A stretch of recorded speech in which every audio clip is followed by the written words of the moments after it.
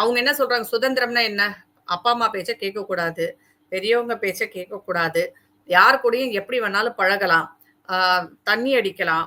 மத்தபடி ஆண்களுடன் பழகலாம். ஆண்களுடன் வெளியே செல்லலாம். ஆண்களுடன் உறவுகள் வைத்துக் கொள்ளலாம். இப்படி நெறைய விஷயங்கள அவங்க சொல்லிட்டே போறாங்க. பெண்களின் சுதந்திரத்தை முடக்குவதல்ல. அவர்களுக்கான பாதுகாப்பை உறுதி செய்ய வேண்டிய கடமை யார்கிட்ட இருக்கு? அரசிடம் இருக்கு. அந்த அதுக்கப்புறம் யார்கிட்ட இருக்கு? குடும்பத்தினரிடம் இருக்கிறது. இந்த 2 கட்டுப்பாட்டையும் மீறிய ஒரு வாழ்க்கையை வாழணும்னு நெனைச்சா, அதற்கப்புறம் வரும் எந்த அந்த ஆ மோசமான பின்விளைவுகளை அந்த பெண்கள் சந்தித்து தான் ஆக வேண்டும். "பிடிக்காட்டி பார்க்காதீங்க" அப்படின்றாங்க. அப்படி கிடையாது இது. ஒரு அடல்ட் இல்ல ஒரு மேஜர் ஆனவங்க ஒரு வயதை கடந்தவர்களுக்கு வேணா அது நல்லது எது கெட்டது எதுன்னுலாம் புரியும். சரின்னு ஓகேன்னு ஒத்துக்குவாங்க. ஆனா இளம் பருவத்தில் இருக்கும் இந்த மாதிரியான குழந்தைகளுக்கு எது நல்லது எது கெட்டதுன்னே தெரியாது.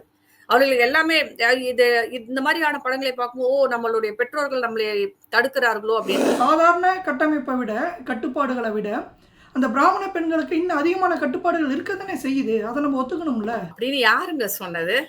அப்ப இஸ்லாமியர் பெண்களுக்கு கட்டுப்பாடுகள் இல்லையா? ஏன் நம்ம அதை சொல்ல முடியும்? இன்னும் சொல்ல போனா நிர்மலா சீதாராமன்ற ஒரு பினான்ஸ் மினிஸ்டரை வச்சுக்கிட்டு நம்ம இதெல்லாம் பேசக்கூடாது. தண்ணி அடிக்கிறது, சுதந்திரமாக ஆண்களுடன் பழகுவது, இதையெல்லாம் செய்தால்தான் பெண்கள் முன்னேற முடியும், சுதந்திரம் அடைய முடியும் சொல்றது ஒரு மோசமான கருத்தாகத்தான் பார்க்கிறேன். அது எப்படி பெண்கள் முன்னேற்றத்துல கொண்டு வர முடியும்? அது ஒரு கேரக்டர் சம்பந்தப்பட்ட விஷயம் தான். எந்த இஸ்லாமிய பெண்ணையோ இல்ல இஸ்லாமிய ஆணையோ தவறாக இவங்க காமிச்சதே கிடையாது. ஒழுக்கக்கேடாகவோ ஒழுக்கம் இல்லாமல் இருப்பதாகவோ இவர்கள் காமித்ததில்லை. ஆனா பிராமணர்கள் ஈஸியா காமிச்சிடுவாங்க. இப்ப கொஞ்ச நேரத்துக்கு முன்னாடி நீங்களே சொன்னீங்களே கட்டுப்பாடு பிராமண பெண்களுக்கு அதிகம் இல்லையே. பிராமண பெண்களுக்கு அதிகம் இல்லை, இஸ்லாமிய பெண்களுக்கு தான் கட்டுப்பாடுகள் அதிகம். பெண்களுக்கு எதிரான இந்த வன்கொடுமைகள் அதிகரிப்பதற்கு முழு காரணம் இந்த சினிமாக்கள் தான். இந்த எந்த சினிமாலையாவது பெண்களை நல்லவர்களாக ஒரு என்ன சொல்றது ஒரு இந்த நாட்டை தேசத்தை காப்பாற்றுவார்கள், தேசத்தை முன்னெடுத்து செல்பவர்களா ஒரு தலைமை பொறுப்பில் இருப்பவர்களாக இல்ல ஒரு தலைமை பொறுப்பை தாங்கக்கூடிய ஒரு பெண்ணாக யாராவது ஒருத்தவங்களை காமிக்கிறாங்களா? காமிக்க மாட்டேங்கிறாங்க. எல்லாமே ஹீரோஸ். ஆண்கள் தான் அதெல்லாத்தையும் செய்றாங்க. அப்படி ஆனா பெண்கள் அரைகுறை ஆடையோட டான்ஸ் ஆடுறது, ஹீரோவை லவ் பண்றது, ஹீரோ பின்னாடி சுத்துறது, ஹீரோக்காக ஏங்குறது, டூயட் பாடுறது, என்ன ஒரு கலாச்சாரத்தை நீங்க காமிக்கிறீங்க இங்க? டிடிவி நேயர்களுக்கு வணக்கம். இன்னைக்கு நம்மோட இணைஞ்சிருக்க சிறப்பு விருந்தினர் ராதா தேவர் அவர்கள். மேடம் வணக்கம். வணக்கம். எப்படி இருக்கீங்க மேடம்? நல்லா. இப்போ சமீபத்தில் பேசக்கூடிய ஒரு முக்கியமான விஷயம் என்ன அப்படின்னா, அந்த பேட் கேர்ள் ட்ரைலர் ரிலீஸ் ஆகி அது ஒரு விமர்சனத்துக்குள்ளே இருக்கு மேடம். அந்த படம் வரத்துக்கு முன்னாடி இவ்வளோ விமர்சனம் தேவையா? உங்களுடைய கருத்து என்ன மேடம்? அந்த படம் வெளி வரல. ஆனா ஒரு விஷயம் பாத்தீங்கன்னா, அந்த டீசர்ல இருக்கிறதே ஒரு மோசமான டீசர்ன்றது என்னது? அந்த படத்தோட கரு என்ன, அந்த படத்துல நாங்க என்ன காமிக்க போறோம் அப்படிங்கிறத பத்தின ஒரு விளம்பரம் தானே அந்த டீசர். அப்ப அந்த விளம்பரத்திலேயே மிக ஆபாசமாக இருக்கிறது. அந்த பெண்கள் நடந்து கொள்கிற விதம் இதெல்லாம் ரொம்ப மோசமாக இருக்கு, அசிங்கமா இருக்கு, ஆபாசமாக இருக்கிறது. ஒரு நாகரிகமான சமூகத்திற்கு எதிரான ஒரு விஷயமா தான் இருக்கு. அது நல்லாவே தெரியுது டீசர். அது தவிர என்னன்னு பாத்தீங்கன்னா, அந்த படத்தோட வெளியீட்டு விழா நடந்தப்ப அதுல இவர்கள் பேசிய விஷயங்கள் இது எல்லாத்தையும் பார்க்கும்போது சாதாரணமா நாம என்ன நினைக்கிறோம்னா, ஒரு படம் என்பது என்ன? ஒரு என்டர்டெயின்மெண்டா இருக்கலாம். நம்ம போய் ஒரு சந்தோஷமா, மகிழ்ச்சியாக ஒரு 2 மணி நேரம் ஸ்பெண்ட் பண்ணிட்டு வரலாம். இல்ல ஏதாவது ஒரு செய்தி சொல்லலாம் அந்த படத்தின் மூலமாக. அது இருக்கலாம். இல்ல சில சமயம் அது நம்மளையும் ஊக்குவிப்பதாக இருக்கலாம். ஒரு மோட்டிவேஷனா கூட இருக்கலாம். ஆனா இது எல்லாத்தையும் தவிர்த்து விட்டு, இதுல என்ன மாதிரியான ஒரு மெசேஜ் சொல்றாங்க? இது என்டர்டெயின்மெண்டா இருக்கிற மாரி எனக்கு தெரியல. ஏன்னா எந்த நகைச்சுவையும் அங்க இல்ல. ஆனா சிறு குழந்தைகள், அதுவும் பள்ளியில் படிக்கும் பெண்கள் எப்படியெல்லாம் பழகலாம், எப்படியெல்லாம் இருக்கலாம். ஏன்னா இந்த படத்தோட கடைசியா என்ன மெசேஜ் சொல்ல வர போறாங்கன்னு நமக்கு தெரியாது. இடைமறிக்கிறதுக்கு மன்னிக்கணும் மேடம். இடைமறிக்கிறதுக்கு மன்னிக்கணும். பெண்கள் சுதந்திரம் பற்றி தானே அந்த படத்திலேயே சொல்லியிருக்காரு தான். நானுமே ட்ரெய்லரை பார்த்தேன். பெண் சுதந்திரம் அடையணும் அப்படிங்கிற மாதிரி தானே அந்த கதை கொண்டு போகிற மாதிரி இருக்குது. சுதந்திரம்ன்றத என்னன்றதே ஃபர்ஸ்ட் அவங்களுக்கு புரியலன்னு நினைக்கிறேன். அவங்க காமிக்கிற சுதந்திரம் அது கிடையாது. அவங்க என்ன சொல்றாங்க, சுதந்திரம்னா என்ன? அப்பா அம்மா பேச்ச கேட்கக்கூடாது. பெரியவங்க பேச்ச கேட்கக்கூடாது. யார் கூடயும் எப்படி வேணாலும் பழகலாம். தண்ணி அடிக்கலாம். மத்தபடி ஆண்களுடன் பழகலாம். ஆண்களுடன் வெளியே செல்லலாம். ஆண்களுடன் உறவுகள் வைத்துக் கொள்ளலாம். இப்படி நிறைய விஷயங்கள் அவங்க சொல்லிட்டே போறாங்க.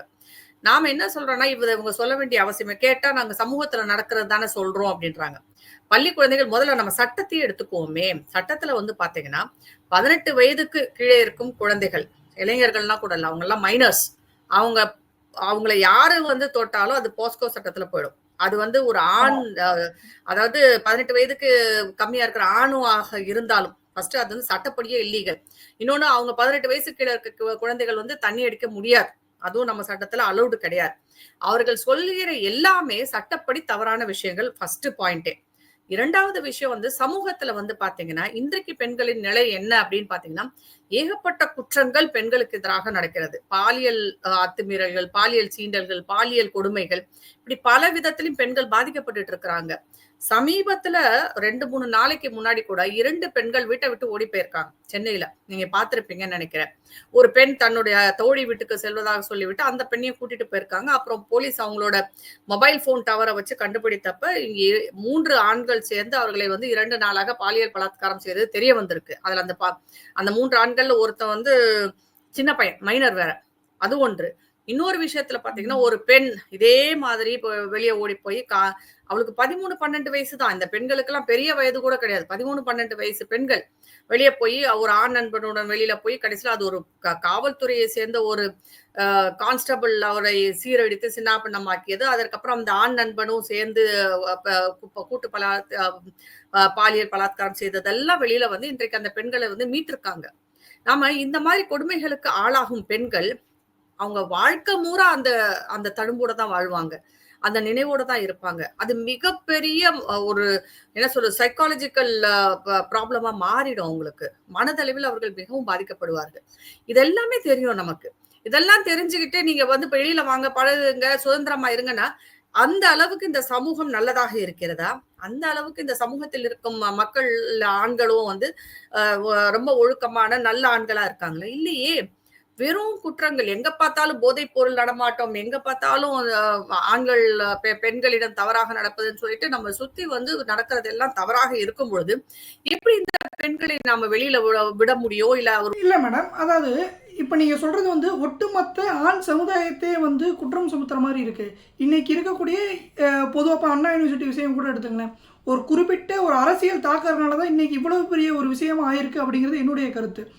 அது முழுசாக இன்னும் வெளிவராத தகவல்களும் சரி, கேஸும் சரி, இன்னும் நிறையா இருக்குது. இந்த மாதிரி பல விஷயங்கள் காரணமாக இருந்தது, பெண்களும் காரணமாக இருந்திருக்கலாமே அப்படிங்கிறது என்னுடைய கருத்து. ஆனால் அப்போ பெண்களை வந்து இப்போ நீங்கள் சொல்லும்போது பெண்கள் அவங்க நம்பி வெளியே விடக்கூடாது அப்படின்னு நீங்கள் சொல்கிறீங்க. அப்போ அவங்கள நம்பி அவங்கள நம்பாமல் வீட்டுக்குள்ளேயே வச்சிருக்கணும் அப்படின்னு நீங்கள் சொல்ல வரீங்களா? நான் சொல்வது இளம் பெண்கள், குழந்தைகளை தான் சொல்றேன். மைனரா இருக்கிற பெண்களை பற்றி பேசிட்டு இருக்கிறேன் நானு. நீங்க மேஜர் ஆனதுக்கு அப்புறம் நீங்க உங்க இஷ்டத்துக்கு என்ன வேணாலும் பண்ணுங்க. நம்ம ஒண்ணும் சொல்ல போறதில்ல. அதன் பிறகு உங்கள் பாதுகாப்பு உங்கள் கையில் தான் இருக்க போகிறது. அதுல வந்து எந்த மாற்று கருத்தும் இல்லை. ஆனா மைனர் குழந்தைகளை வந்து நம்ம அந்த மாதிரி சொல்ல முடியாதுல்ல. அவங்க பெற்றோர்களின் அரவணைப்பிலும் பெற்றோர் பாதுகாப்பிலும் தானே வளர்றாங்க. இன்றைக்கு வரைக்கும் வந்து இந்தியாவில் அந்த கலாச்சாரம் தானே இருக்கு. அந்த குழந்தைகள் வந்து ஒரு வயசு வந்த உடனே வெளியில அனுப்பிச்சிடுறோமா? இல்ல அவங்க வந்து முழு சுதந்திரத்தோட மேற்கத்திய நாகரிகத்தை வாழ்றாங்களா? இல்லையே. தங்கள் பெற்றோர்களை நம்பித்தானே வாழ்றாங்க. பெற்றோர்கள் தான் படிக்க வைக்கிறாங்க, அவங்கள வளர்க்குறாங்க. எல்லாமே பெற்றோர்களை சார்ந்த வாழ்க்கையாக தான் இருக்கிறது. அதுல அந்த வசனமே என்ன சொல்றாங்க? நீ சொல்லாட்டி நான் தற்கொலை பண்ணிக்கிறேன்னு சொல்றாங்க. அந்த பொண்ணு சொல்றா. அந்த வசனத்தை நம்ம எப்படி ஏற்க முடியும்? தற்கொலை நீங்க எங்க பார்த்தாலும் தற்கொலைக்கு ஹெல்ப்லைன் கொடுக்குறாங்க அரசு. தற்கொலை பற்றி பல விஷயங்கள் வந்து நம்ம இப்ப குழந்தைகளிடம் நம்ம சொல்லிட்டு இருக்கிறோம், அது மாதிரி போகக்கூடாதுன்னு. ஆனா அப்படி இருக்கும்போது பெற்றோர்கள் நாங்க சொல்வதை கேட்காட்டி நான் தற்கொலை செஞ்சுக்குவேன் அந்த பொண்ணு மிரட்டுறதை எப்படி நம்ம எடுத்துக்க முடியும்? அது சட்டப்படி குற்றமாகாதா? தற்கொலைக்கு மற்ற பெண்களை தூண்டுவதாகாதா? இது வந்து மற்ற பெண்களுக்கு என்ன மாதிரியான பாடத்தை வந்து சொல்லுது? இன்னொரு கேள்வியை நீங்க வச்சீங்க. எல்லா ஆண்களையும் குறை சொல்றேன். நான் எல்லா ஆண்களையும் குறை சொல்லவில்லை. ஆனா எந்த ஆண் நல்லவன், எந்த ஆண் கெட்டவன் எப்படி நம்ம கண்டுபிடிக்கிறது? அதுக்கு ஏதாவது வரையறை இருக்கிறதா? அதுக்கு ஏதாவது அளவுகோல் இருக்கா? இல்லையே. வெளியில வந்ததுக்கு அப்புறம் அவர்கள் பாதிக்கப்பட்டதுக்கு அப்புறம் தான் அந்த ஆண் நல்லவனா கெட்டவனானே நமக்கு தெரியுது. அப்படி எந்த விதமான ஒரு பாதுகாப்பும், எந்த விதமான ஒரு இது ஆண்கள் உலகத்தை பற்றிய ஒரு எந்த விழிப்புணர்வும் இல்லாத பெண்கள், சிறு குழந்தைகள் வெளியே வரும்போது யாரை நம்பி போக முடியும் நீங்க நினைக்கிறீங்க? இன்னைக்கு அண்ணா யூனிவர்சிட்டியில நடந்த விஷயத்தையே நம்ம எடுத்துக்குவோம். அந்த ஆண் நல்லவனா கெட்டவனான்னு எப்படி தெரியும்? அந்த ஆணை அதனாலதானே நம்ம வந்து கட்டுப்பாடுகள் வைக்க சொல்றோம். ஆண்களை வந்து அதாவது தெரியாத ஆண்கள், கண்ட ஆண்களை வந்து உள்ள விடாதீங்க, எதுக்காக படிக்கிற இடத்துக்குள்ள உள்ள விடுறீங்க அப்படின்னு கேட்கறதுக்கு என்னன்னா, யார் நல்லவங்க கெட்டவங்கன்னு நமக்கு தெரியாது. பாதிக்கப்பட்டதுக்கு அப்புறம் நம்ம கத்தியோ இல்ல கவலைப்பட்டோ அழுதோ எந்த பிரயோஜனமும் கிடையாது. அதனாலதான் சொல்றேன் முன்கூட்டியே பாதுகாப்பாக இருக்க வேண்டும் என்று. ஆனால் இங்க என்னன்னா ஒரு கட்டுப்பாடுன்னு சொன்னோன்னே என்னமோ பெண்களை வந்து முடக்கி போடுவதாக நினைக்கிறார்கள். அப்படி கிடையவே கிடையாது. பெண்களின் சுதந்திரத்தை முடக்குவதல்ல. அவர்களுக்கான பாதுகாப்பை உறுதி செய்ய வேண்டிய கடமை யார்கிட்ட இருக்கு? அரசிடம் இருக்கு. அந்த அதுக்கப்புறம் யார்கிட்ட இருக்கு? குடும்பத்தினரிடம் இருக்கிறது. இந்த 2 கட்டுப்பாட்டையும் மீறிய ஒரு வாழ்க்கையை வாழணும்னு நினைச்சா, அதற்கப்புறம் வரும் எந்த அந்த மோசமான பின்விளைவுகளை அந்த பெண்கள் சந்தித்து தான் ஆக வேண்டும். இதே மேஜரான பெண்களா இருந்தா நாம அதை பத்தி கவலைப்பட போறதில்ல. அவர்கள் சட்ட ரீதியாகவோ இல்ல மத்த விஷயங்கள்லயோ அவங்க வந்து சந்திச்சுட்டு போறாங்க. ஆனா மைனர் பெண்களுக்கு வந்து இந்த மாதிரி பிரச்சனைகள் நடப்பது மிக மிக கொடுமையான ஒரு விஷயம் இல்லையா? அதை தடுப்பது யார் கையில் இருக்கு? சமூகத்தின் கையிலும் குடும்பத்தின் கையிலும் இருக்கிறது, அரசின் கையில் இருக்கிறது. இவங்க படம் என்னன்னா அதை முழுக்க உடைக்கிற மாதிரியே இவங்க பேசுறாங்க. அப்ப நாளைக்கு இவங்க சொன்ன மாதிரியே ஒரு பெண் வாழ்க்கையை வாழ்ந்தால், அதாவது கட்டுப்பாடற்ற ஒரு வாழ்க்கையை வாழ்ந்து அந்த பெண் முழுவதும் மனதளவிலும் உடல் அளவிலும் பாதிக்கப்பட்டால் இவங்க அதற்கான பொறுப்பை ஏற்றுக்கொள்வார்கள். அந்த சினிமா எடுக்கிறவங்க. சினிமா என்பது ஒரு பொழுதுபோக்கு மீடியம் தான். நான் அது வந்து உண்மையை சொல்லணும்னா அது அறிவுரை கூட சொல்றதுக்கான ஒரு மீடியமா நான் நினைக்கவே இல்லை. ஒரு பொழுதுபோக்கு மீடியம். அந்த பொழுதுபோக்குக்காக ஒரு மீடியத்தை நீங்க எடுத்துட்டு நீங்க என்ன மாதிரியான மெசேஜை வந்து இந்த மாதிரி குழந்தைகளுக்கு கொடுக்குறீங்க? இது தவறு இல்லையா? இதை வந்து அனுமதிப்பது வந்து எப்படி வந்து ஏத்துக்க முடியும்? இன்னொரு முக்கியமான விஷயம், இந்த படத்தை பொறுத்த வரைக்கும் அந்த பெண்ணை காட்டிருக்கீங்க. எதற்காக அதை ஒரு பிராமண பெண்ணாக காமிச்சிருக்கீங்கன்றது எனக்கு புரியவே இல்லை. படம் எடுத்தவர் இயக்குனர் ஒரு பிராமணர். நீங்க என்ன கம்யூனிட்டியா வேணாலும் இருந்துட்டு போங்க. ஆனால் ரொம்ப செலக்டிவா நீங்க வந்து ஒரு கம்யூனிட்டியை மட்டும் கொண்டு வர்றது. ஏன்னா பிராமண சமூகத்தை காமித்தால் யாரும் எதுவும் சொல்ல மாட்டாங்க அப்படிங்கிறது தானே. இதே ஒரு இஸ்லாமிய சமூகத்தை காண்பிக்க முடியுமா இதே மாதிரி உங்களால? அதற்கான தைரியம் இருக்கா? சோ நீங்க பாடம் சொல்லிக் கொடுப்பது என்றால் எல்லா பெண்களுக்கும் எந்த சமூகத்தையும் வந்து குறிப்பாக சொல்லாம கூட சொல்லலாம். நீங்க ஒரு சாதாரணமா பெண்களை காமிச்சிருக்கலாம். அது ஏன் அந்த மாதிரி எல்லாம் காமிக்க மாட்டேங்கிறீங்க? இதுல நிறைய விஷயம் வந்து சினிமா துறையை பொறுத்த வரைக்கும் ஒரு முக்கியமான விஷயத்தை காமிக்கிறேன். ஒரு சாஃப்ட் டார்கெட்டா பிராமணர்களை எடுத்துக்கொள்கிறார்கள். பிராமணர்களை முதல்ல நிறுத்திடுறாங்க. அதாவது தவறான விஷயங்கள் என்றால் பிராமணர்களையும், நல்ல விஷயங்கள்னா அவங்க இல்லாமையும் காமிக்கிறாங்க. இது என்ன மாதிரியான நியாயம்னு கூட எனக்கு தெரியல. அந்த பெண்ணை அப்படிதான் காமிச்சிட்டு இருக்காங்க.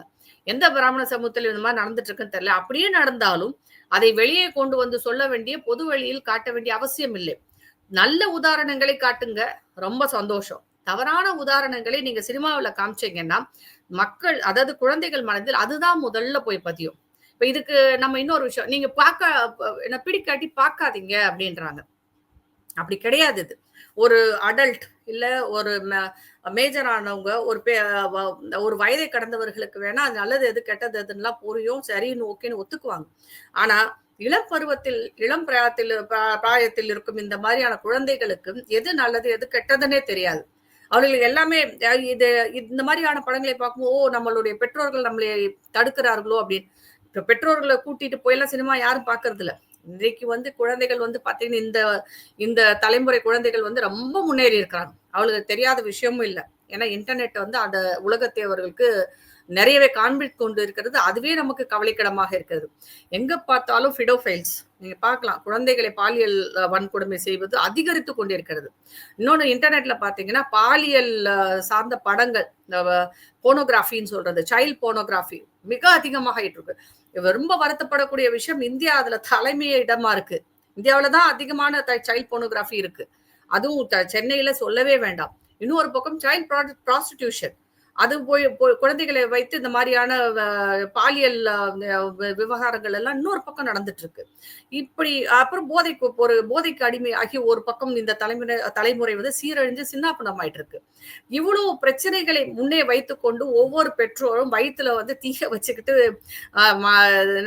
தீய கட்டிக்கிட்டு வந்து குழந்தைகளை வளர்த்துக்கிட்டு இருக்கும் போது அந்த குழந்தைகளுக்கு ஒரு கெட்ட ஒரு விஷயத்தையும் அவர்களுக்கு எந்த விதத்திலும் நல்லது செய்யக்கூடிய விஷயமாக இதை நான் பார்க்கல. எந்த விதத்திலையும் நல்லது செய்ய போறதில்லை, எந்த விதத்திலையும் முன்னேற்றத்தை கொடுக்க போவதில்லை.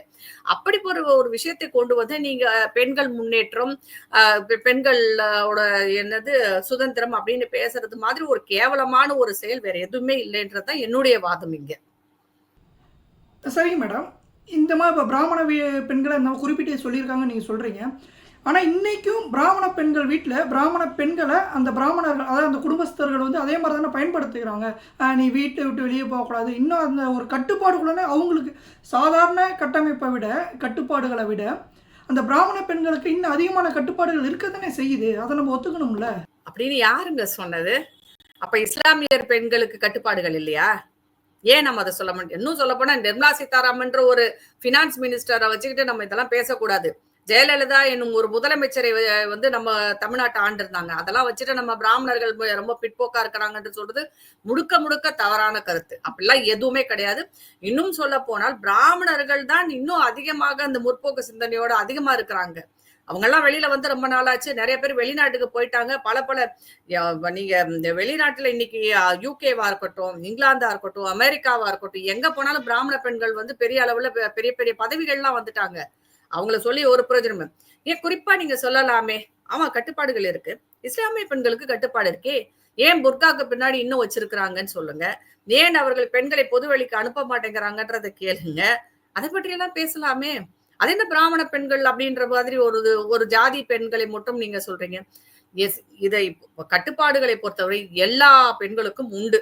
அது அவர்களுக்கு நல்லதுக்காகத்தான் இருக்கிறது. எல்லாத்தையும் எதிர்த்துக்கிட்டு வெளியில வரணும்னு எந்த அவசியம் இல்லை. சில விஷயங்கள் இருக்கு. படிக்கணும், முன்னேறணும், பெரிய பெரிய வேலைகள்ல இருக்கும். சுயமாக சிந்தித்து தங்களுடைய முடிவுகளை எடுக்க வேண்டும். இது எல்லாத்தையும் நான் ஒத்துக்கிறேன்.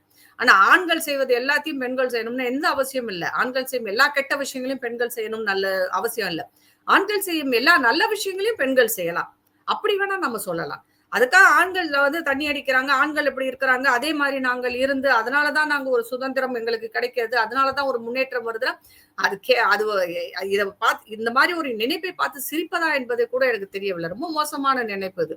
அதெல்லாம் கிடையாது. பெண்களுடைய முன்னேற்றம் என்பது வேறு, பெண்ணியம் என்பது வேறு, பெண்களுக்கான ஒரு சுதந்திரம் பெண்களுக்கு யாரும் சுதந்திரம் கொடுக்கணும்னு அவசியமே கிடையாதுங்க.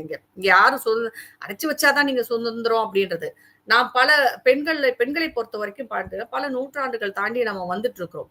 ஒவ்வொரு காலகட்டத்திற்கும் பல பிரச்சனைகளுக்கு ஏத்த மாதிரி பெண்களுக்கான சில வழிமுறைகள் இல்ல சில கட்டுப்பாடுகள் இருக்கத்தான் செய்யுது. இது ஆண்களுக்கு இல்லையான்னு கேட்டா இருந்தது, அவங்களுக்கும் இருக்குது. ஆனா பாதிப்பு என்பது பெண்களுக்கு அதிகமாக இருக்கும் பட்சத்தில் உடலளவிலும் சரி மனதளவிலும் பாதிப்பு அதிகமாக பெண்களுக்கு இருக்கும்போது அதற்கான சில கட்டுப்பாடுகள் இருக்கவே செய்தது. அந்த கட்டுப்பாடுகளை மீறி போக வேண்டாம் என்று யாருக்கும் சொல்லவில்லை. அந்த கட்டுப்பாடுகளை மீறி போகும்போது உங்களுடைய பாதுகாப்பை உறுதி செய்து கொண்டு நீங்கள் வெளியே போங்க அப்படிங்கிறது தான் நம்மளுடைய கருத்தாக இருக்க முடியும். அதை விட்டுட்டு எந்த பாதுகாப்பும் எனக்கு வேண்டாம், என்ன நானே பாதுகாத்துக்குவேனா, வெல் ஃபைன், நீங்க போய் உங்களை பாதுகாத்துக்கோங்க. ஆனா அது ஒரு வயதுக்கு அப்புறம் செய்யுங்கன்றதுதான். குழந்தைகளாக இருந்து கொண்டு செய்ய வேண்டாம். என்னை பொறுத்த வரைக்கும் 18 வயசு வரைக்கும் அந்த பெண் ஒரு குழந்தைதான். அவளுக்கான முடிவுகளை அவள் எடுக்கலாம் முடியாதுன்னு சொல்ல வரல. ஆனா அது நல்லதா கெட்டதா என்பதை சொல்லி அவளுக்கு ஒரு வழிமுறைப்படுத்துவதற்கும் அவங்களுக்கு வழி நடத்துவதற்கும் கண்டிப்பாக பெற்றோர்கள் தேவைதானே. அந்த பெற்றோர்களையும் மீறி நீங்க வந்து முடிவெடுத்து போவேன் அப்படின்னு சொல்றதெல்லாம் நான் எப்படி நல்ல விஷயமாக கருத முடியும்? இல்ல அப்படி கிடையாது, எல்லா பெற்றோர்களும் நல்லவர்கள் அல்லன்னா 1, 2 இங்கேயும் அங்கேயும் உதாரணங்கள் இருக்கத்தான் செய்யும். அந்த உதாரணங்களை எடுத்துக்கிட்டு நம்ம வந்து பேசவே கூடாது. அது வந்து அந்த மாதிரியான விஷயங்கள் டீவியேஷன்ஸ் எப்பயுமே சொசைட்டில இருக்கும். அந்த டீவியேஷன்ஸ் மட்டுமே நம்மளுக்கு அந்த உதாரணங்கள் மட்டுமே நமக்கு வந்து பொதுப்படையான கருத்தாக இருக்க முடியாது. பொதுவான கருத்து என்ன என்றால் பெண்களுக்கென்று சில வரைமுறைகள் கட்டுப்பாடுகள் இருக்கு, ஆண்களுக்கென்று சில வரைமுறைகள் கட்டுப்பாடுகள் இருக்கு. 2 பேரும் தங்கள் பொறுப்பை உணர்ந்து அதற்கேற்றாற் போல் நடந்து கொண்டால் இங்க பிரச்சனை வராது. ஏன்னா நம்மளுடைய பாதுகாப்பு தான் முதல்ல முக்கியம். அதற்கப்புறம் தான் வந்து மத்தது. நான் ஆனா இப்படி இப்படி செய்தால்தான் நான் முன்னேற முடியும், இப்படி செய்தால்தான் நான் சுதந்திரமாக இருக்க முடியும். அவங்க என்ன சொல்றாங்க, அந்த பேட் கேர்ள் கெட்ட பொண்ணுன்ற படத்துல தண்ணி அடிக்கிறது, சுதந்திரமாக வந்து ஆண்களுடன் பழகுவது, இதையெல்லாம் செய்தால்தான் பெண்கள் முன்னேற முடியும், சுதந்திரம் அடைய முடியும் சொல்றது வந்து ஒரு மோசமான கருத்தாகத்தான் பார்க்கிறேன். அது எப்படி பெண்கள் முன்னேற்றத்துல கொண்டு வர முடியும்? அது ஒரு கேரக்டர் சம்பந்தப்பட்ட விஷயம்தான். என்னுடைய கேரக்டர் சம்பந்தப்பட்ட ஒரு விஷயம், என்னுடைய நடத்தை சம்பந்தப்பட்ட விஷயம். அந்த நடத்தையில் வந்து நான் ஒழுக்கமாக இருந்தாலோடைய நான் எப்படி முன்னேற முடியும்? இதுல வந்து வெளிப்படையா தெரியுதே. ஆனா இவங்க வந்து அதை பற்றி கவலைப்படவில்லை. அந்த குழந்தைகள் அங்கே படிப்பதை பற்றி அந்த முழு படம் வந்தா இன்னும் என்னென்னலாம் சொல்லியிருக்காங்கன்றது நமக்கு தெரியும். இந்த டீசரை பொறுத்த வரைக்கும், இந்த டீசர்ல அவங்க காமிச்சிருக்க விஷயத்தை பொறுத்த வரைக்கும் மிக கேவலமாக இருக்கிறது. இதை யாரும் மறுக்கவும் இல்லை. அந்த இயக்குனரும் சரி, வெற்றிமாறனும் சரி, இல்ல பா ரஞ்சித், இவர்கள் யாரும் வந்து நாங்க அப்படி தப்பாலாம் யாரையும் காமிக்கல அப்படின்னு மறுத்தும் பேசல. அவங்க எல்லாம் அதை சப்போர்ட் பண்ணி தான் பேசிட்டு இருக்காங்க. ஒரு கூட்டம், சினிமா கூட்டம் என்பது என்ன பண்ணிட்டு இருக்குன்னா, சமூகத்தை சீரழித்து பின்னோக்கி கொண்டு போய் கொண்டிருக்கிறது. இந்த மாதிரி நிறைய பிரச்சனைகள் வரும்போது என்ன ஆகும்னா பெண்களுக்கான சுதந்திரம் மேம்படாது. பெண்களுக்கு இன்னும் கட்டுப்பாடுகள் அதிகமாகத்தான் ஆகும். எப்படின்னா எங்க பார்த்தாலும் பெண்கள் சீரழிற பாக்குற குடும்பங்கள் என்ன பண்ணுவாங்களா, பெண்கள் இன்னும் கொஞ்சம் கட்டுப்பாட்டுகள் கொண்டு வரத்தான் பார்ப்பார்களே தவிர அவர்களுக்கு சுதந்திரத்தை கொடுக்க மாட்டார்கள். அவர்கள் முன்னேறுவது தடைப்படும். இது உறுதி. நான் ஒரு ஸ்டாட்டிஸ்டிக்ஸ் சொல்றேன் இங்க. பெண் குழந்தைகள் படிப்பது பாத்தீங்கன்னா 11வது 12 9 10 11 12ல அதிகமான பெண்கள் படிப்பை விட்டு விடுகிறார்கள். தமிழ்நாட்டுல அதிகமான டிராப் அவுட்ஸ் இருக்கு. 50% பெண்கள் உயர்கல்விக்கே போக மாட்டேங்கிறாங்க. இல்ல அது அந்த அந்த அளவு இன்னைய வரைக்கும் அது இருக்கான்னு கேக்குறேன். வரைக்கும் 23 டேட்டா சொல்லுதுங்க. 23 24 டேட்டா சொல்லுது. 50% பெண்கள் போக மாட்டேங்கிறாங்க. இன்னும் குழந்தைகள் திருமணம் நடந்து கொண்டிருக்கிறது. ஏன் குழந்தைகள் திருமணம் நடக்குது? பெண்களை சிறு வயதில் கல்யாணம் பண்ணி வச்சிடறாங்கன்னா காரணம் இதுதான்.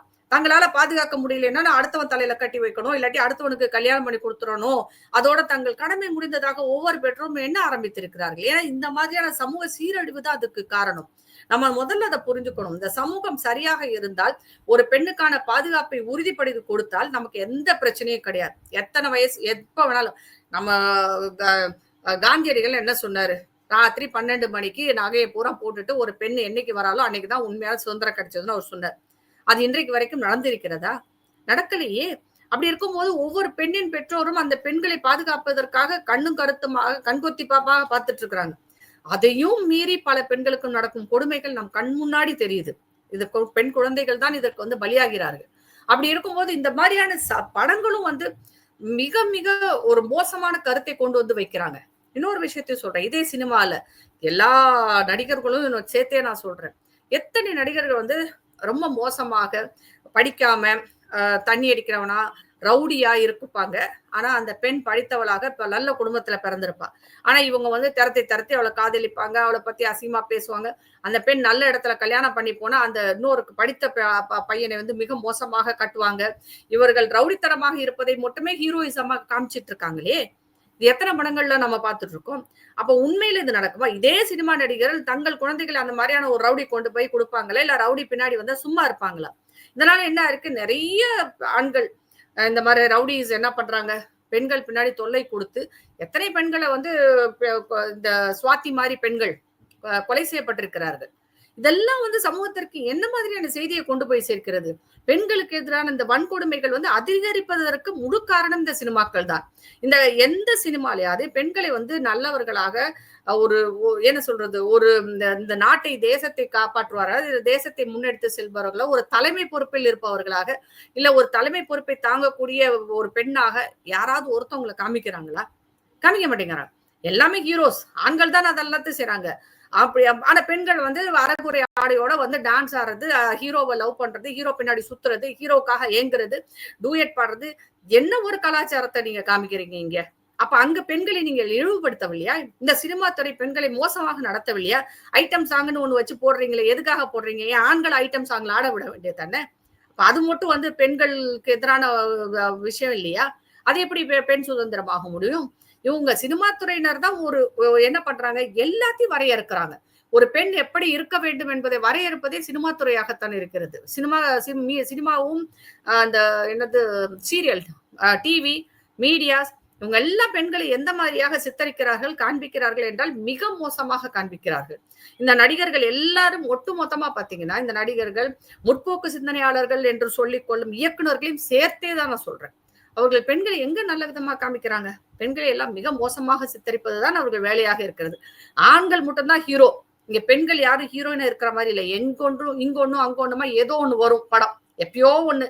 ஆனா மத்தபடி பெண்கள் உண்மையா சாதாரண ஒரு குடும்பத்தில் இருக்கும் ஒரு பெண் எப்படி வாழ்க்கை நடத்துகிறாள் என்று இவர்களுக்கு தெரியுமோ தெரியாதா என்று கூட எனக்கு தெரியவில்லை.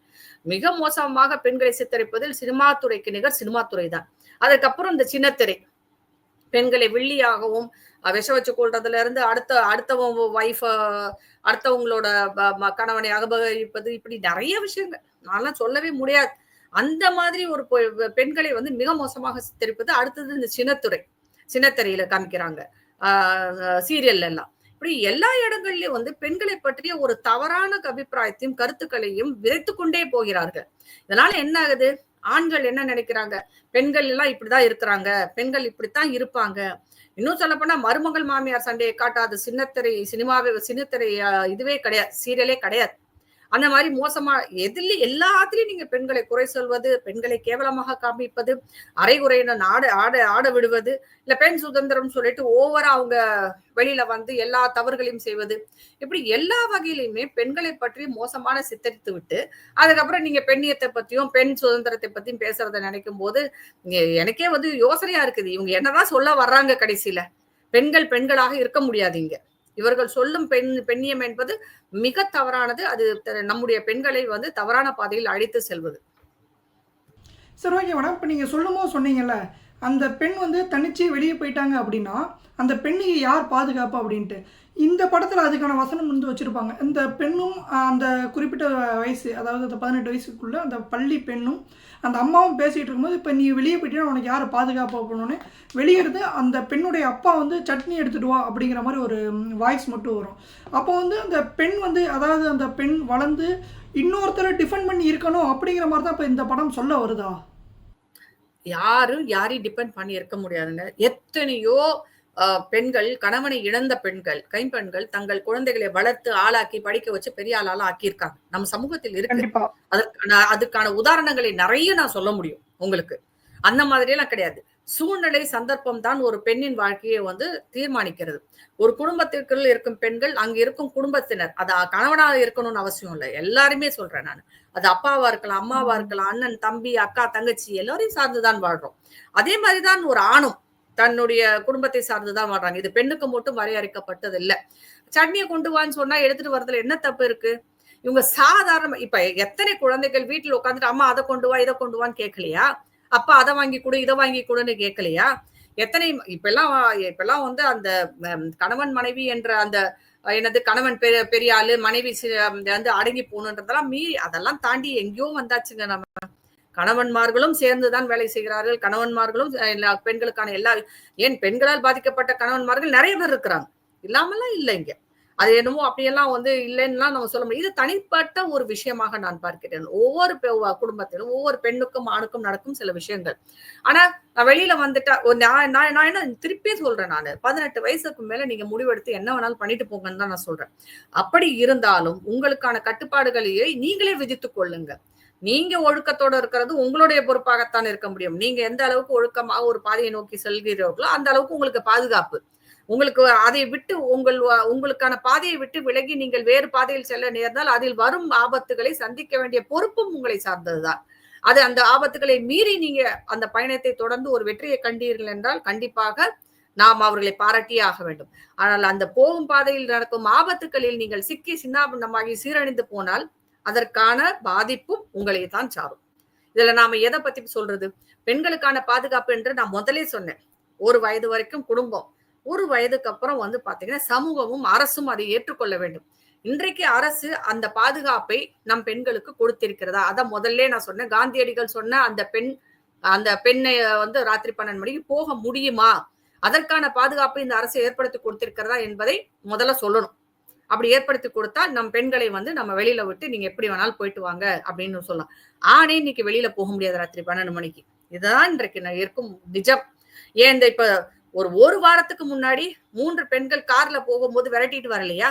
ஒன்றாக காரில் வந்து இந்த டவுன்ல அவங்க போகும்போதே விரட்டிட்டு வராங்க. ஒரு அரசியல் சார்ந்த கட்சியை சார்ந்த கொடியை கட்டிட்டு வந்து விரட்டிட்டு வராங்க. அப்படி இருக்கும்போது சிறு குழந்தைகளை எப்படிங்க நம்ம வந்து பாதுகாப்போட இருப்பாங்கன்னு சொல்ல முடியும்? அப்படி பாதுகாப்பு இல்லாத குழந்தைங்களை நம்ம அப்படியே ரோட்ல விட்டுடலாமா? அவர்களுக்கு நல்லதை சொல்லிக் கொடுக்க வேண்டிய பொறுப்பு வந்து பெற்றோர்களுக்கு தானே இருக்கு. ராத்திரியில போக வேண்டாம் என்று சொல்வது இதற்காகத்தானே. நமக்கு பாதுகாப்பற்ற சமூகம் இருக்கிறது. பாதுகாப்பை கொடுக்க அரசு தவறி இருக்கிறது. இவ்வளவு குறைகளை நம்ம வெளியில வச்சுக்கிட்டு பெற்றோர்களை குறை சொல்வதில் என்ன பயன்? அப்படி பெற்றோர்கள் வந்து வெளியில விட்டுட்டாங்கன்னா நாளைக்கு பெற்றோர்களையும் குறை சொல்வாங்க. நீங்க வளர்க்க தெரியாம வளர்த்திருக்கிறீங்க, ஏன் உங்க குழந்தைகளை பாதுகாப்பா வச்சுக்க தெரியாதான்னு இதே சமூகமும் இதே அரசும் பெற்றோர்களையும் குற்றம் சாட்டும். அந்த அண்ணா யூனிவர்சிட்டி பெண் விஷயத்துல அதான் நடந்தது. பெண்ணை வளர்க்க தெரியாம வளர்த்திருக்காங்கன்னு இதே அரசு, திமுக அரசை சேர்ந்தவர்கள் எல்லாம் பேசியிருக்கிறாங்க. எவ்வளவோ சமூக ஊடகங்கள்ல அந்த பெண்ணை குறை சொல்லி இருக்கிறார்கள். அந்த பெண் வந்து வெளியில வந்து பழகுனது தப்பு, அது செஞ்சது, இது செஞ்சது, அப்படி எல்லாம் பேசுறீங்க. இது வந்து முரண்பாடாக இல்லையா? ஒரு பக்கம் வந்து நீங்க இப்படி பெண் இருக்கணும், பெண்ணியம் பேசுறீங்க. இன்னொரு பக்கம் அந்த அந்த மாரி வெளியில வரும் பெண்களை கேவலமாக பேசுவதும் இந்த சமூகம் தானே! அப்ப எதத்தான் நீங்க செய்ய சொல்றீங்க பெண்களாக இருந்து?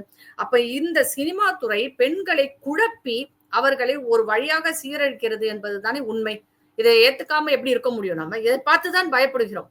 அப்படி அந்த அ அத தன்னால் சுயமாக சிந்தித்து ஒரு முடிவுக்கு வர முடியாத பெண்கள், சிறு குழந்தைகள், அவங்களுக்கு இது ஒரு குழப்பத்தை விளைவிக்கும். எது நல்லது கெட்டதுன்னு தெரியாம ஒரு குழப்பத்தில் போகும்போது, இந்த வீட்ட விட்டு ஓடி போறது, ஏதோ ஒரு ஆணை நம்பி ஓடி போறது, ஏதோ சில பேர் என்னது வேறு இடங்கள் நெறைய நடந்துட்டு இருக்கு இப்ப. அவ் அ தம்ம தன்னுடைய தோழிகள், தோழர்கள் சொல்வதை வந்து நம்புவது, இந்த மாரியான விஷயங்கள்ல மாட்டிக்கிட்டு சீரழிந்து போன பெண்கள் நெறைய பேர் இருக்காங்க. எங்கள் வீட்டு பெண்களுக்கு அந்த நிலைமை வரக்கூடாது என்பதனால் அந்த கவலையால் தான் இந்த மாரி சினிமாக்களை எதிர்க்கிறோமே தவிர, வேறு எந்த காரணத்துக்கும் இல்லை. சரி, ஓகே மேடம். இப்ப இந்த படத்துல பிராமணர்கள் பத்தி பேசியிருக்காங்க. நம்மளும் இப்போ பேசணும். பிராமண பெண் தான் அப்படிங்கிற மாரி. இப்ப பிராமணர்களுக்கு அந்த சமுதாயத்த மென்ஷன் பண்ணி பேசினாலே இப்ப நெறைய பேர் பேச ஆரம்பிச்சிருக்காங்க. அதுவும் ஒரு காரணம். இந்த படம், இந்த டீசர் வந்து பேசப்படும் பொருளானதுக்கு காரணம் இந்த பிராமணர்கள பத்தி பேசினதுமே அப்படின்னு நம்ம சொல்லலாம். இப்போ பிராமணர்களுக்கு இந்த படத்துக்கு எதிர்ப்பு தெரிவிச்சும், பிராமணர்களுக்கு ஆதரவு தெரிவிச்சும் பேசுறவங்க எல்லாத்தையுமே வந்து சங்கின்னு சொல்லி முத்திர குத்துறத இப்ப நம்ம பார்த்துட்டு இருக்கோம். இதுல உங்களுடைய பார்வை என்ன மேடம்? நான் என்ன சொல்றேன், எந்த சமூகத்தையும் புண்படுத்த வேண்டான்றதுதான் என்னுடைய வாதம். நீங்க ஏன் வந்து ஒரு சமூகம் சார்ந்த விஷயமாக இத கொண்டு போறீங்க? இது வந்து பொதுவாக பெண்களுக்கான அதுதான் நான் ஆரம்பத்திலே சொன்னேன். பிராமணர்களை காட்டும் நீங்கள், ஏன் இதை ஒரு பட்டியலின பெண் செய்ததாகவோ, இல்ல ஒரு இஸ்லாமிய பெண் செய்ததாகவோ காட்டலாமே! அப்ப உங்களுக்கு ஒரு சேஃப்டி தேவைப்படுது இல்லையா அங்க? ஒரு சினிமாக்காரனா நினைச்சு நீங்க வந்து உண்மையிலே நேர்மையானவர்களாக இருந்தால் நீங்க காமிக்கலாம். ஆனா காமிக்க மாட்டீங்க. இன்றைக்கு வரைக்கும் எழுதி வைத்துக் கொள்ளுங்கள். எந்த இஸ்லாமிய பெண்ணையோ இல்ல இஸ்லாமிய ஆணையோ தவறாக இவங்க காமிச்சதே கிடையாது. ஒழுக்கக்கேடாகவோ, ஒழுக்கம் இல்லாமல் இருப்பதாகவோ இவர்கள் காமித்ததில்லை. ஆனா பிராமணர்கள்னோனே ஈஸியா காமிச்சுடுவாங்க. இப்ப கொஞ்ச நேரத்துக்கு முன்னாடி நீங்களே சொன்னீங்களே, கட்டுப்பாடுகள் இஸ்லாமிய பெண்களுக்கு அதிகம், இது பிராமண பெண்களுக்கு அதிகம். இல்லையே, பிராமண பெண்களுக்கு அதிகம் இல்லை. இஸ்லாமிய பெண்களுக்கு தான் கட்டுப்பாடுகள் அதிகம். அத பத்தி யாரும் பேச மாட்டேங்கிறீங்களே. ஏன் அந்த பெண்களுக்கு ஆதரவாக குரல் கொடுக்கலாமே? அந்த பெண்களுக்கு ஆதரவாக பேசலாமே. சமீபத்தில் 2, 3 சினிமால கூட வந்தது. அங்க எல்லாம் கூட வந்து நீங்க வந்து இஸ்லாமிய பெண்ணை காமிக்கும்போது ரொம்ப பாதுகாப்பா காமிக்கிறீங்க. அவர்கள் அவங்களுடைய சமூகத்தில் இருக்கும் அந்த பிரச்சனைகள் வந்து பிரச்சனைகளை நியாயப்படுத்தி கூட நீங்க காமிக்கிறீங்க. ஆனால் நம்ம சமூகத்திலயும் பிரச்சனைகள் இருக்கு. இல்லைன்னே சொல்லல. ஆனா இத கேவலப்படுத்தி காமிக்கிறீங்க. முற்போக்கு சிந்தனை என்ற அந்த முற்போக்கு சிந்தனை என்று சொல்லிக்கொண்டு நீங்கள் கேவலப்படுத்துவதெல்லாம் இந்துக்களை கேவலப்படுத்துறீங்க முதல்ல. இல்லாட்டி பிராமணர்களை கேவலப்படுத்துறீங்க. இதுதான் உங்கள் நோக்கம். மத்தவங்களை பத்தி பேச முடியாது. நீங்க ஏன்னா அப்படியெல்லாம் காமிச்சீங்கன்னா அந்த சமூகம் சும்மா இருக்காது. உங்களை உண்டு இல்லைன்னு ஆக்கிடும். அதனால உங்களுக்கு ஈஸியா யார காமிக்க முடியும்னா பிராமண பெண்கள். படம் எடுத்த அந்த லேடியும் அந்த டைரக்டரும் வந்து பிராமண சமூகத்தை சேர்ந்தவர் என்று அவரே சொல்லிக் கொள்கிறார். அதனால நான் என் சமூகத்தை பத்தி பேசுறேன் அப்படின்னு சொல்றாங்க. சரி, உங்க சமூகத்தை பத்தி பேசுறாலும் கொஞ்சம் நல்ல மெசேஜா சொல்ல வேண்டியது தானே? ஏன் அதை மட்டும் அதையும் ஏன் கேவலமா பேசுறீங்க? அடக்குமுறை, என்னது பெண்களுக்கு எதிரான அடக்குமுறை, பெண்களுக்கு எதிரான பிரச்சனை, பெண்களுக்கான நல்ல விஷயங்கள் நிறைய இருக்குங்க. நிறைய விஷயங்கள் நடக்குது. நிறைய உதாரணங்கள் இருக்கு. நிறைய பெண்கள் சாதித்து கொண்டிருக்கிறார்கள் இந்த தேசத்திலும், இந்த தமிழ்நாட்டிலும். அதெல்லாம் நீங்க காமிக்கலாம். அதெல்லாம் ஒரு எக்ஸாம்பிளா கொண்டு போலாம். சமீபத்தில் அமரன் என்ற ஒரு படம் கூட வந்தது. அதுல நல்ல விஷயத்தை தானே காமிச்சிருந்தாங்க. அந்த தியாகத்தை தானே போட்டி காமிச்சிருந்தாங்க. அந்த மாதிரி படங்களும் இருக்கு. அதுக்கு முன்னாடி கொஞ்ச நாளைக்கு முன்னாடி ஒரு விளையாட்டு வீராங்கனை சாதித்ததை பற்றி காமிச்சிருக்காங்க. அந்த மாதிரிலாம் காமிக்கலாமே. அது ஒரு இன்ஸ்பிரேஷனா இருக்கலாம். இல்ல அதுவும் இல்லையா, உங்களால அப்படி எல்லாம் வந்து காமிக்க முடியாட்டி ஒரு ஜாலியா ஒரு ஹியூமரஸா கூட காமிச்சிட்டு போகலாம். ஒரு நகைச்சுவை உணர்வோடு கூட நீங்க படம் எடுத்துட்டு போங்க. நாங்க பார்த்து சிரிச்சுட்டு போறோம். ஆனா இப்படியான படங்கள் சமூகத்தை சீரழிக்கும் என்பதில் எந்தவித ஐயப்பாடும் இல்லை என்னை பொறுத்தவரை. சரி, ஓகே மேடம். இந்த படத்துக்கு வந்து செலிபிரிட்டியான இப்போ விஜய் சேதுபதி, தனுஷ் இது மாதிரியான ஆட்கள் கூட இந்த படத்துக்கு ஆதரவு தெரிவிச்சிருக்காங்க. இப்போ அவங்களுடைய மோட்டோ இதில் இப்போ என்னவா இருக்கும்? பெரிய நோக்கம்ல அவங்கள சினிமாக்காரங்க. அவங்களுக்கு எல்லாம் என்ன சமூகத்தை பற்றி அவங்களுக்கு என்ன அக்கறை இருக்க போகுது? அவங்க வீட்டு பெண்களை எல்லாம் அவங்க பத்திரமா வச்சுக்குவாங்க. அவங்க வீட்டு பெண்களை இப்படி விட சொல்லுங்களேன் பார்க்கலாமே.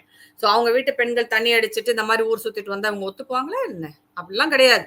அவர்களுக்கு சமூகத்தை பற்றி அக்கறையெல்லாம் எதுவுமே கிடையாது. அவர்களுக்கு காசு சம்பாதிக்கணும்.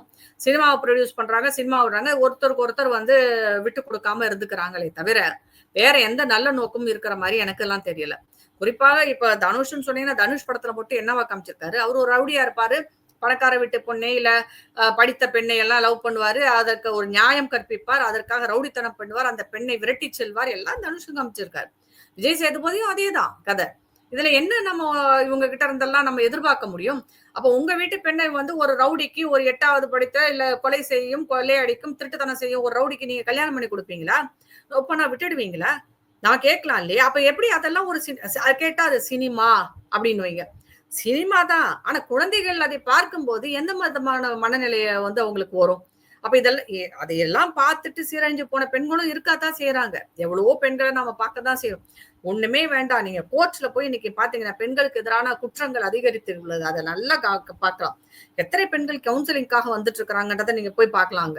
எத்தனை பெண்கள் மனதளவில் பாதிக்கப்பட்டு சைக்காலஜி கன்சல்டிங்க்கு போயிட்டு இருக்காங்க, மனநல மருத்துவரிடம்லாம் சென்றுகிட்டு இருக்காங்க, போயிட்டு இருக்காங்கன்றதை நீங்க போய் பார்க்கணும். இவங்க எல்லாம் கண்ணாடி இதுல வந்து கல் எறிஞ்சிட்டு இருக்கிறாங்க. இவங்க செய்யறதெல்லாம் வந்து இந்த சமூகத்தை தான் பாதிக்குது. ஆனா இவங்க அதை பத்தி எல்லாம் கவலைப்பட மாட்டாங்க. ஏன்னா அவங்களுக்கு அதை பத்தி அந்த சமூக அக்கறை எல்லாம் ஒண்ணுமே கிடையாது இவங்க கிட்ட. அது நல்லா இவங்களோட படங்கள்ல இருந்து தெட்லன்னு தெளிவா தெரியும். பிராமண பெண்கள் வந்து இந்த அளவுக்கு கட்டுப்பாடு இருக்குன்னு சொன்ன அதே நேரத்துல பல பேர், எனக்கு தெரிஞ்ச கிட்டத்தட்ட ஒரு 10 பெண்கள் வந்து பிராமண பெண்களே வெளிநாட்டுக்கு போய் படித்து இன்றைக்கும் பிஹெச்டி முடிச்சுட்டு சயின்டிஸ்ட்டாக ஒர்க் பண்ணிட்டு இருக்கவங்க எனக்கு தெரிஞ்சு இந்த மாதிரி நிறைய பேர் இருக்காங்க. சமுதாயத்துலேயும் நிறைய பேர் அவங்களுக்கு தெரிஞ்சிருக்கலாம். அதை காட்ட மறுத்த டைரக்டராக இருக்கட்டும், இல்லை ப்ரொடியூசராக இருக்கட்டும், அதை ஏன் காட்ட மறுத்தாங்க அப்படிங்கிறது மக்கள் தான் இனிமேல் அதை கேள்வி கேட்கணும். நம்ம நேருடன் இணைந்து பல தகவல் இன்னைக்கு பகிர்ந்துக்கிட்டீங்க. ரொம்பவே நன்றி மேடம். நன்றி.